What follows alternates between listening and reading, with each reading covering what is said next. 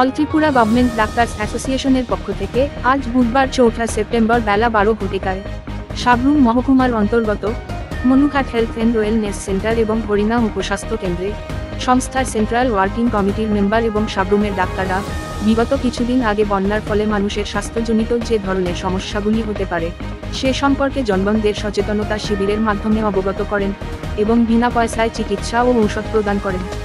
এছাড়াও এই দুই স্বাস্থ্য কেন্দ্র এলাকার নিকটবর্তী বন্যায় ক্ষতিগ্রস্ত জনগণদের মধ্যে স্যানিটারি ন্যাপকিন, দুধ, সাবান, স্যানিটাইজার, বিস্কিট, কেক ইত্যাদি বিতরণ করা হয়। উক্ত কর্মসূচিতে উপস্থিত ছিলেন সংস্থার সেন্ট্রাল ওয়ার্কিং কমিটির সাধারণ সম্পাদক ডক্টর কনক চৌধুরী, ডক্টর উত্তম দাস, ডক্টর দেবজ্যোতি মজুমদার, সাবরুম মহকুমার medical officer Nripendra Reang, doctor Soumik Hazra প্রমুখ। গোটা বিষয় সম্বন্ধে সংবাদ মাধ্যমকে অবগত করেন সংস্থার সেন্ট্রাল ওয়ার্কিং কমিটির জেনারেল সেক্রেটারি কনক চৌধুরী।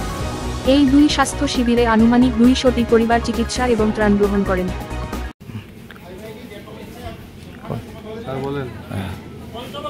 আমরা all Tripura government doctor association পক্ষ থেকে আগরতলা থেকে আমরা এসেছি সেন্ট্রাল ওয়ার্কিং কমিটি সদস্যরা। আজ সকালে এলাম এখানে বন্যার্তদের জন্য আমরা কিছু জিনিসপত্র নিয়ে এসেছি, যেমন স্যানিটারি প্যাড, যেমন ডেটল সপ এবং অন্যান্য সামগ্রী যেগুলি বন্যার ফলে যে কমপ্লিকেশন সৃষ্টি হয়, যেমন চর্মরোগ, যেমন জলবাহিত রোগ, যেমন টাইফয়েড, ডায়রিয়া, কলেরা, যদিও কলেরা এখন উঠে গেছে, এছাড়া অন্যান্য জলবাহিত রোগ এবং জলবায়ু ঘটিত রোগ যেগুলি আছে সেগুলি থেকে বিরত কিভাবে থাকতে হবে, কিভাবে প্রিভেনশন ইজ বেটার দেন কিউর হিসাবে আমরা তাদের সামনে আমরা বলেছি যে কিভাবে থাকতে হবে। জল ফুটিয়ে খেতে হবে, জল ফুটিয়ে খেলে জলবাহিত রোগ হবে না।